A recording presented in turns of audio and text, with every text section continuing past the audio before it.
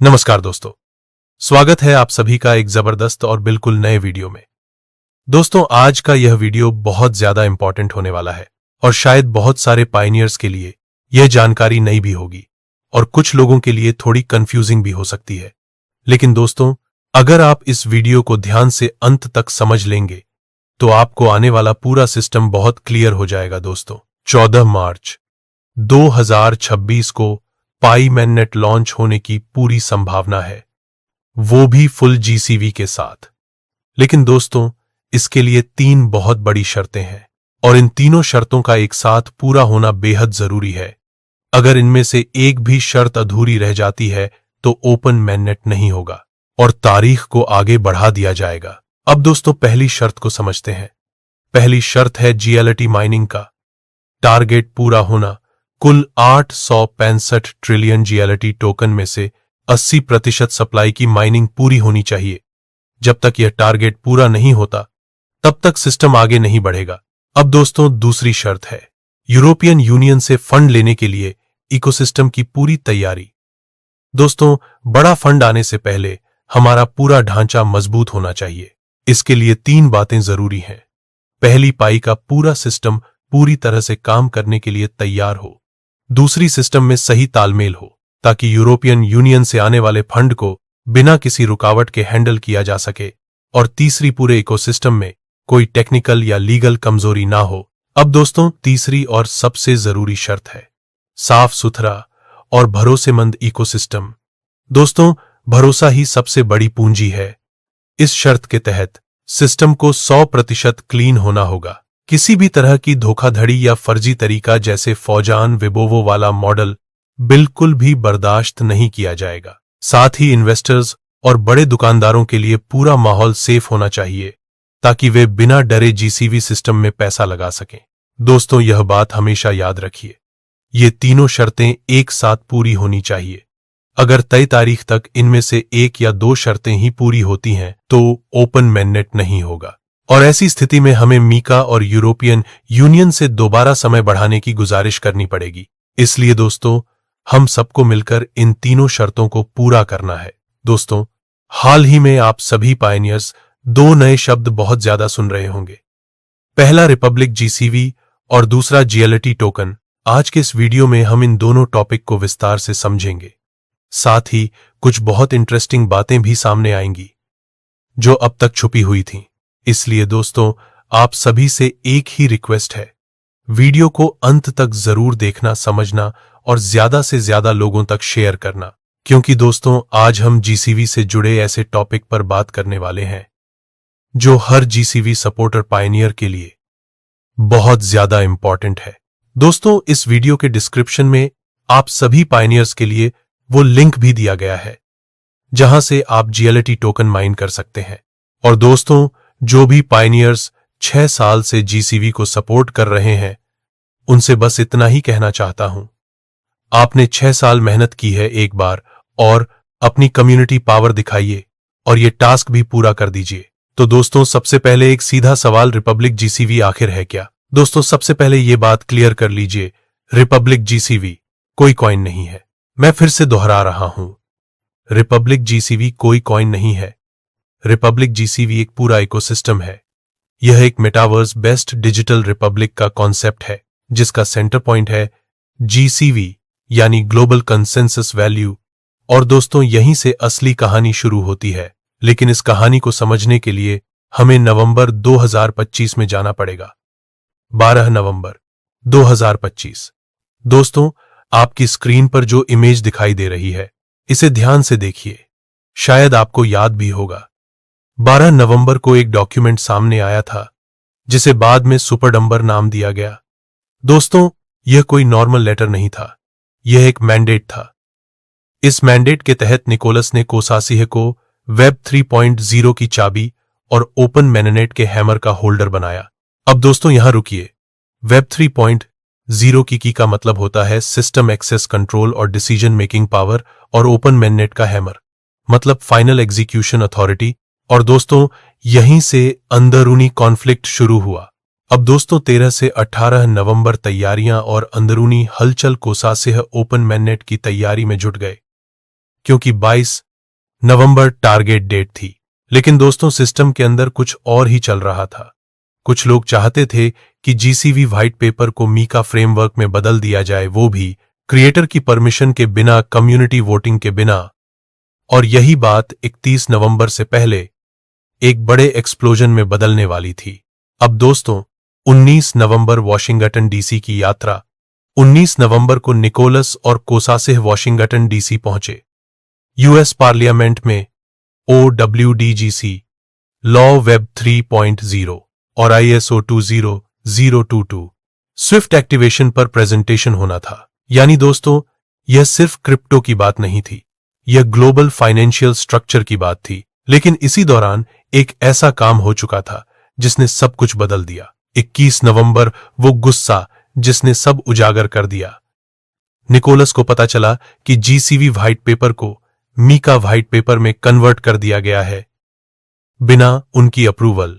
दोस्तों यह सिर्फ डॉक्यूमेंट चेंज नहीं था, यह विजन हाईजैक था और यहीं से ट्रस्ट टूटना शुरू हुआ। 24 नवंबर सर्वर ब्रीच और इन्वेस्टिगेशन, पेलो Alto office server room breach. यह कोई रूमर नहीं था, इन्वेस्टिगेशन ऑफिशियली शुरू हुई और इन्वेस्टिगेशन में एक नाम सामने आया, रॉबर्टो महफाउड्स।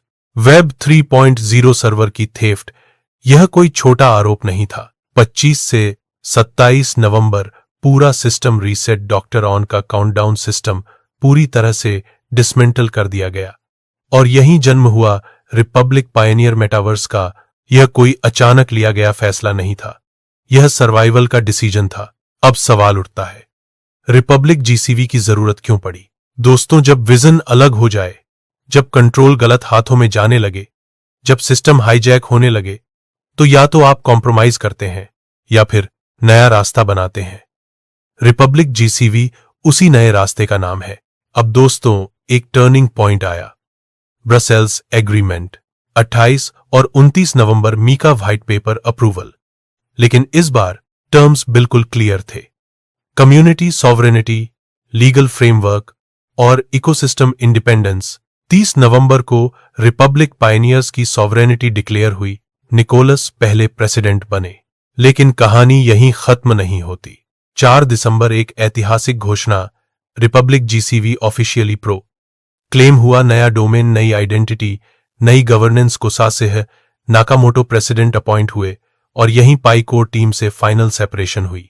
दोस्तों यह कोई रिबेलियन नहीं था, यह स्ट्रक्चर बचाने की कोशिश थी और यहीं से जीएलटी टोकन की एंट्री होती है। अब सवाल, जीएलटी टोकन क्या है? दोस्तों जीएलटी कोई रिप्लेसमेंट नहीं है, जीएलटी एक यूटिलिटी लेयर है। Governance, logistics, transaction support, GCV ecosystem के अंदर जीएलटी बैकबोन की तरह काम करता है। जीएलटी कोई कॉइन नहीं है, कोई इन्वेस्टमेंट स्कीम नहीं है, जीएलटी एक यूटिलिटी टोकन है। अगर जीसीवी एक बॉडी है तो जीएलटी उसका नर्वस सिस्टम है। जीएलटी क्यों जरूरी था? जब रिपब्लिक जीसीवी बना तो एक बड़ी प्रॉब्लम सामने आई। अगर हर चीज जीसीवी से होती तो गवर्नेंस और इकोनॉमी मिक्स हो जाती, और यही गलती बहुत सारे प्रोजेक्ट करते हैं। इसी गलती से बचने के लिए जीएलटी को इंट्रोड्यूस किया गया ताकि इकोनॉमिक वैल्यू और सिस्टम यूटिलिटी अलग अलग रहें। अब पायनियर्स का रोल। दोस्तों रिपब्लिक जीसीवी में आप सिर्फ माइनर नहीं हैं, आप वैलिडेटर हैं, वोटर हैं, इकोसिस्टम बिल्डर हैं। आपकी एक्टिविटी सिर्फ माइनिंग रेट नहीं बढ़ाती, सिस्टम ट्रस्ट बढ़ाती है।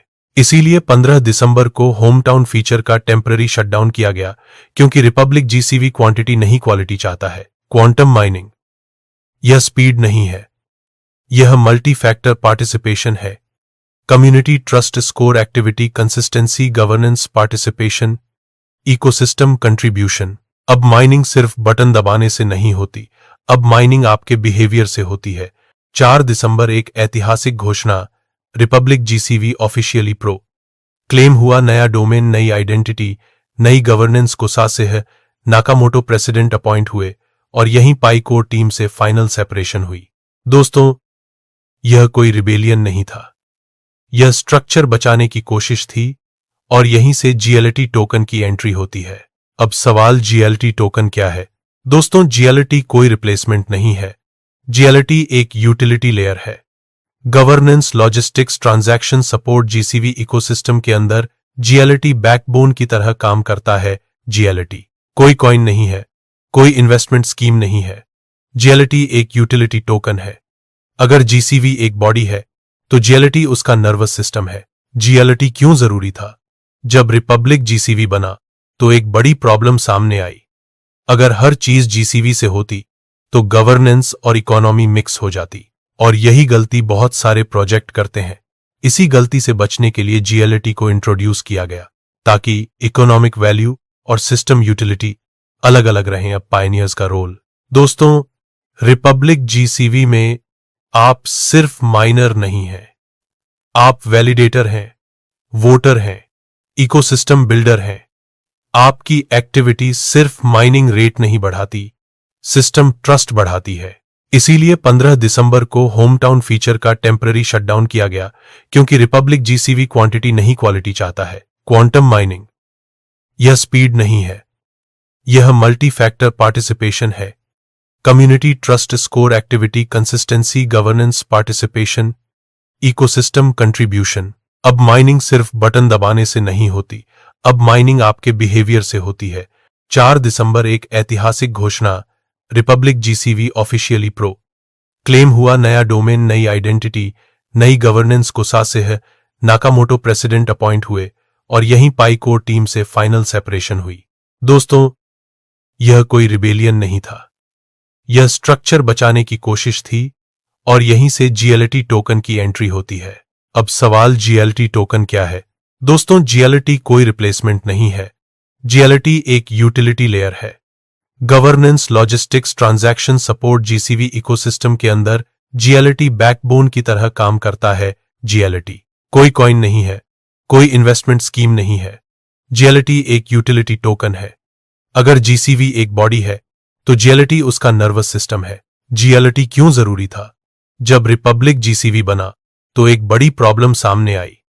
अगर हर चीज जीसीवी से होती तो गवर्नेंस और इकोनॉमी मिक्स हो जाती, और यही गलती बहुत सारे प्रोजेक्ट करते हैं। इसी गलती से बचने के लिए जीएलटी को इंट्रोड्यूस किया गया ताकि इकोनॉमिक वैल्यू और सिस्टम यूटिलिटी अलग अलग रहें। अब पायनियर्स का रोल। दोस्तों, रिपब्लिक जीसीवी में आप सिर्फ माइनर नहीं हैं, आप वैलिडेटर हैं, वोटर हैं, इकोसिस्टम बिल्डर हैं। आपकी एक्टिविटी सिर्फ माइनिंग रेट नहीं बढ़ाती, सिस्टम ट्रस्ट बढ़ाती है। इसीलिए 15 दिसंबर को होम टाउन फीचर का टेम्पररी शटडाउन किया गया, क्योंकि रिपब्लिक जीसीवी क्वांटिटी नहीं क्वालिटी चाहता है। क्वांटम माइनिंग यह स्पीड नहीं है, यह मल्टी फैक्टर पार्टिसिपेशन है। Community trust score, activity consistency, governance, participation, ecosystem contribution. अब माइनिंग सिर्फ बटन दबाने से नहीं होती, अब माइनिंग आपके बिहेवियर से होती है। दोस्तों, यहां एक बहुत जरूरी और स्पेशल बात आप सभी पायनियर्स को समझनी होगी। दोस्तों, जो भी जानकारी इस वीडियो में बताई गई है, यह कोई ऑफिशियल अनाउंसमेंट नहीं है, यह कोई दावा नहीं है, और ना ही यह कोई फाइनल कंफर्मेशन है। दोस्तों, कुछ बातें हैं जो फिलहाल कम्युनिटी में चल रही हैं, जिन पर अभी रिसर्च की जा रही है। अगर भविष्य में किसी भी ऑफिशियल सोर्स से इन बातों की पुष्टि होती है तो आप सभी पायनियर्स को सबसे पहले जानकारी इसी चैनल पर दी जाएगी। फिलहाल इन सभी टॉपिक्स पर पूरी रिसर्च चल रही है, और जैसे ही कोई सटीक और भरोसेमंद जानकारी सामने आती है, आपको जरूर अपडेट किया जाएगा। दोस्तों, यह वीडियो सिर्फ एजुकेशन पर्पस के लिए बनाया गया है, ताकि आप सिस्टम को समझ सकें और सही दिशा में सोच सकें। इस वीडियो का मकसद किसी को इन्वेस्ट करने के लिए कहना या किसी पर दबाव बनाना नहीं है। दोस्तों, आप सभी से यही रिक्वेस्ट है कि आप अपनी खुद की रिसर्च जरूर करें, हर बात को समझें, तोलें और फिर फैसला लें। अगर आपको लगता है कि यह सब संभव है और आप इसमें पार्टिसिपेट करना चाहते हैं, तो डिस्क्रिप्शन में लिंक दिया गया है, वहां से आप माइन कर सकते हैं। लेकिन दोस्तों, यह पूरी तरह आपकी मर्जी है, कोई जबरदस्ती नहीं है, कोई प्रेशर नहीं है।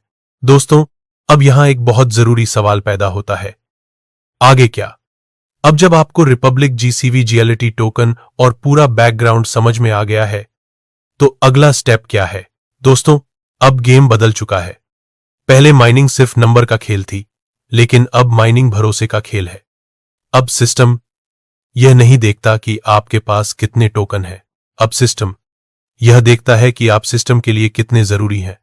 अब दोस्तों, आइए समझते हैं आने वाले समय में एक पायनियर को क्या क्या करना होगा। सबसे पहले एक्टिव पार्टिसिपेशन। दोस्तों, अब सिर्फ ऐप खोलना काफी नहीं है। अब आपको कम्युनिटी में एक्टिव रहना होगा, सही जानकारी शेयर करनी होगी, फेक इंफॉर्मेशन से दूरी रखनी होगी, क्योंकि हर गलत जानकारी सिस्टम ट्रस्ट को कमजोर करती है और हर सही जानकारी सिस्टम ट्रस्ट को मजबूत करती है। दूसरा, गवर्नेंस अवेयरनेस।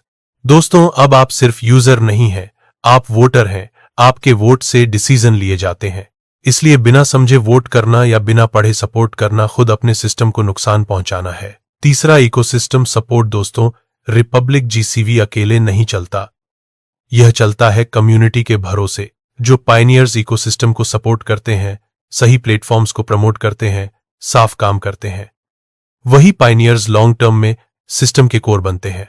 अब दोस्तों, एक बहुत जरूरी बात, शॉर्टकट का समय खत्म हो चुका है। जो लोग जल्दी अमीर बनने के चक्कर में फेक मॉडल, फेक प्रोजेक्ट या फर्जी दावे फैलाते हैं, वही लोग सबसे पहले सिस्टम से बाहर होते हैं। रिपब्लिक जीसीवी धीमी लेकिन मजबूत ग्रोथ चाहता है। अब बात करते हैं जीसीवी सपोर्टर्स की। दोस्तों, अगर आप सच में जीसीवी को सपोर्ट करते हैं तो आपको 3 चीजें करनी होंगी। पहली, खुद समझिए। दूसरी, दूसरों को सही समझाइए। और तीसरी, गलत जानकारी का खुलकर विरोध कीजिए। यही असली सपोर्ट है। अब दोस्तों, आखिरी और सबसे जरूरी बात, 14 मार्च 2026 कोई जादू की तारीख नहीं है, यह एक रिजल्ट की तारीख है। अगर हम अपनी जिम्मेदारी निभाते हैं, अगर हम सिस्टम को साफ रखते हैं, अगर हम कम्युनिटी पावर दिखाते हैं, तो यह तारीख इतिहास बन सकती है। और अगर नहीं तो सिस्टम रुकेगा नहीं, बस इंतजार करेगा। दोस्तों, याद रखिए, रिपब्लिक जीसीवी किसी एक इंसान का सपना नहीं है, यह लाखों पायनियर्स की मेहनत का नतीजा है। और अब यह हमारे हाथ में है कि हम इसे किस दिशा में ले जाते हैं।